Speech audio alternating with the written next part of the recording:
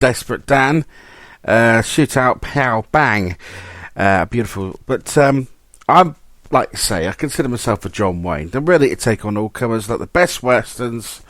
Our season needs a shootout at the end of it. You only have to look at Bellevue a couple of weeks ago for the F1 shootout conclusion. It went right down to the wire. It was a fantastic thing. And I know Formula One is more of a travelling circus, and it is more easier to get the top drivers there to sort it out. But I think if done correctly, this Formula 2 would make it a damn sight more exciting than the thingy. What happens if that meeting on Saturday night had actually something on it? You know, a big prize, the biggest prize of them all. It would climax at just the right time. You get 3 times the gate, probably. Well, not 3 times. I would say at least double the gate for some of the rounds, and certainly double the gate for the final, because people will want to come and see a conclusion, and that's what we want. Well, as we know, moves are well afoot about the much talked about F2 equivalent, but let's get one thing absolutely crystal clear. Now, there are naysayers, and they come from one camp. That camp being the camp of Moody. Now, this is not a slight on Gordon at all. It wouldn't be a slight on Barry Golden before him, or Ross Speak, or Bill Batten, Roy Goodman, Gary Hooper, Warren, Russell Taylor, whoever. It just wouldn't be a slight. Jimmy Wallace. No, it's not a slice at all. How many times in its 7-year existence has the National Points Silver Roof gone down to the wire? Not many. In fact, I guarantee you wouldn't need a second hand to count that. Unless, and definitely not if you're from Camberwell, because you've got more fingers than anybody else. It's certainly no need to take the socks off anyway. The showdown engineered by last year by Gordon's band saw there was a need for end of season pick-me-up. Everyone, and I mean everyone, was talking about Geo Mac versus Bergie. You know, the Geo versus Eddie show. But the need to do nearly 100 meetings to win it is just ridiculous. And it just puts it to the point where people, if they want to chase the silver roof, they go to near bankruptcy. Or, you know, there's just no need for it. A sensible, realistic solution is needed, and it needs to be persevered with until they get it right. We only have to look at our tractor driving cousins. The last 3 years of Formula One has seen it going right down and often into the wires.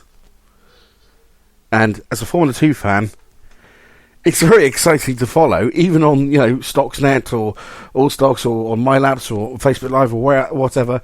If you can't be there in person, on the last 2 of the last 3 years, I have been there in person at Sheffield. But it shouldn't be an exact replica of the Formula One model. It shouldn't be it's left as it is, the status quo.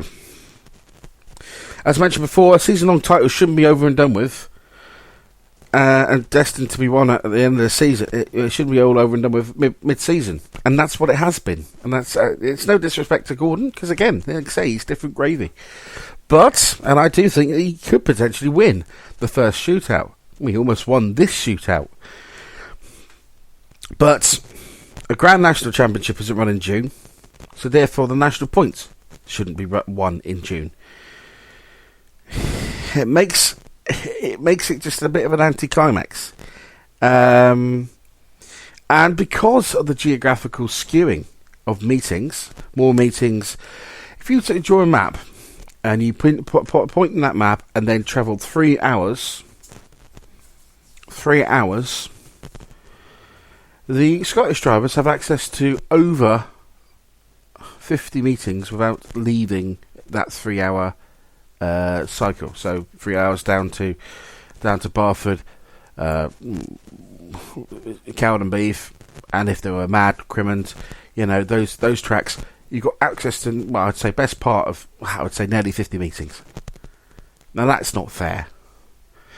When you consider the West Country have access to 25. That's half the amount of meetings within their 3-hour existence.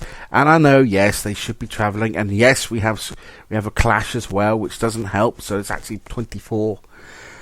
It just needs tweaking, and maybe it's the fixtures. Promoters are never going to give up fixtures. That's the fact. That's just a fact of life. Because at the end of the day, it pays the bills. But a top dozen, like Formula One, just wouldn't work. Because, like I say, the distribution of points is not fairly geographically spread, with less meetings on one surface and also compared to another. So it would need to be fairly balanced to reflect the nature of the sport, racing from north to south on all surfaces, on all different kinds of tracks. If you're going to be the best driver, you have to win on all surfaces and tracks of all shapes and sizes. And I think that would work. And then the season qualifying round season and the closed grid final wouldn't work either, because then that makes a complete mockery of the season long thing. It makes it into a complete, well, you might as well just forego the qualifying rounds and just go for it straight to final.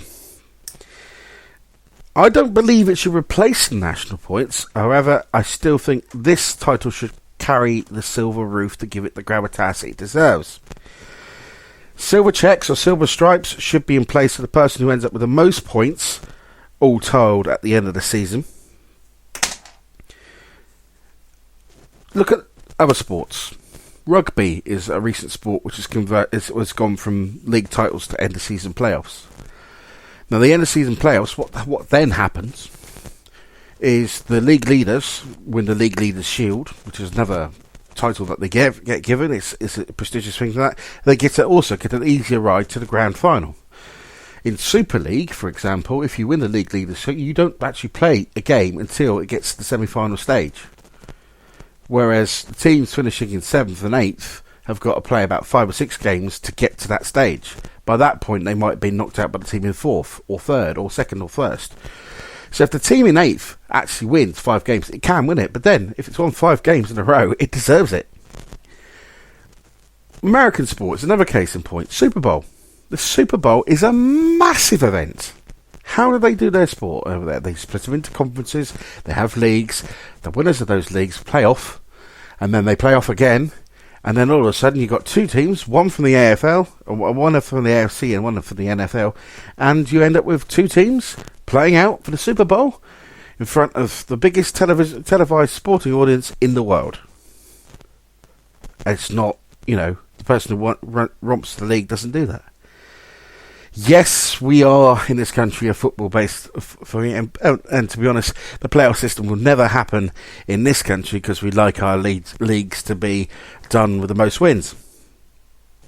But I think away, and this is my proposal, and this I wouldn't be surprised if this isn't something along those lines, because I know what they don't want is a situation like that. There should be a certain amount of automatic entries into this. Automatic entries at the season start or season at the cut-off point, which I said should be the 20th of September, because that is when the grading period finishes. It's after the World Final. World Final's all over and done with. National Points Champion 2016, World Champion 2016, World Champion 2017, British Champion 2017, and Points Leader as of September 20th, 2017. And because it's a continuation and a championship, it should be the shootout champion should get automatic qualification. Then what I call qualified entries. To make sure that we have Shell drivers in it, do we need to have the top 3 in the Shell points chart as of September 20th? The top 3. And then we need a top 6 in the national points chart as of September the 20th, 2017. And the top 3 in a cumulative ranking system based on attendance and positions finished in the other championship events prior to the cut-off period and the events that occurred in that post-cut-off the previous year. So, for instance, Grand National Championship, shootout, things like that. And the driver with the most amount of race wins should also be taking part. Now, if any of the automatic entries take those positions, then the place is offered to the next one down. So it may end up with, for instance, drivers 4, 5, 8, 9, 10, 11 taking over those top 6 national points chart places. And the share ones could end up being 3, 4, 5. You never know. It's just those situations. So that's how the priority should go through that. The driver with most amount of race wins should also take place as well. And this is something else I want to put in, and it may not happen, but I'd like to see the Dominator Champion go through. But that might take a bit of persuading. So, 20 drivers is what I'm going with. And I'm going with 11 rounds. Why 11? Well, 1 per promotion, sensibly scheduled, so over weekends. So you have shootout rounds, Cowden Beef one day, Barford the next, Kings Lynn, and then you do Mildenhall, Northampton on a Saturday night, Skeggy on a Sunday, Bristol and Taunton, Buxton and the Star Tracks. So you've got 3 share rounds and 6 share rounds or 4 share rounds, or how many of it is. And the last meet of the year, be it at Birmingham or wherever, double points, all to play for. Drivers can also play double up another round, one of those earlier rounds. They can double up one once and drop another one. To just basically say, for instance, I'm just going to use an example. Robbie Dawson. He's based up in Aberdeenshire. He isn't going to come down all the way down to Taunton. If it was a solar state. If they did sensibly scheduled qualifying things built into weekends, and this is the key matter, promoters have to cooperate and provide sensible remuneration for travellers as well. So, I would say not give them all money for turning up. I do think there should be some kind of pot available to them, but only when they've done the rounds. But I think that should be done for those who have to travel the miles to go to there. So, for instance, if Steve Gilbert was to go for it, he's based down in Dobbles, near this guy. To get to Taunton, it's a good 2 hours, or an hour and a half. You know, he had another half an hour to an hour onto that for Bristol. Then add another couple of hours onto that I mean, he would do the miles, he would do the rates and things like that, but he would need to do the other things. And I would also say that, you know, if they could drop a round and double up a round, then that's all good for me. Now, how do we score it? Now, this is my idea. Now, stay with me. At the cut-off point on the 20th of September, we take all the shootout entries, we look at the positions on the national points. We then give the bloke who's leading the national points a head start. Then we give the others distributed points thereafter. So I would suggest, for argument's sake, the leader of the national points gets 10-point head start. So they have, or we take it into a distribution situation where we total up the amount of points scored by the shootout competitors, and then the points are redistributed in a fair and accurate way. So, for instance, if a yellow top does fluke the British Championship or World Championship, we almost had it this year, don't forget, we almost had the yellow top win the World Final. Well, I'd say almost, if Win Peters came to grief. But if that had happened, then we would end up with a situation where those points get distributed down and they have a harder opportunity to win the silver. So it's still biasing it towards the drivers who scored the more points. There will be a separate scoring system, so national points still will continue as is, as was, as we'll do for that, for those silver checks, whatever checks that we're going to have. Then you just run the points at the shootout rounds, run it as a run it as a international